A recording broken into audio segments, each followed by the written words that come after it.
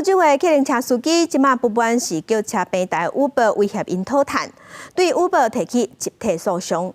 这个官司拍5冬外，双方即马已经达成和解。Uber 会赔2亿7千万澳币，大约是新台币56亿，给客运车司机。这嘛是澳洲史上第5悬的和解金额。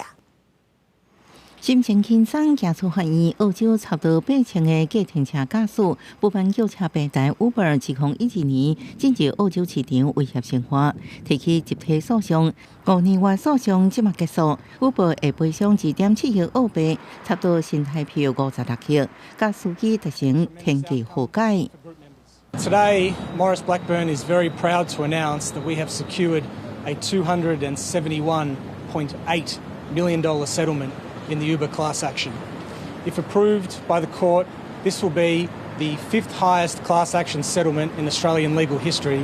计程车驾驶员代表尼克对结果真满意，伊认为这是计程车司机甲运营商这类小企业的胜利，因为澳洲福保占尽优势，打造执照计程车司机的办法，而且违反当地法律，依愿继续经营，即嘛总算付出代价。I feel great. It's been a 5-year battle, and today it can go down as a win and as an example to the rest of the world what can be done.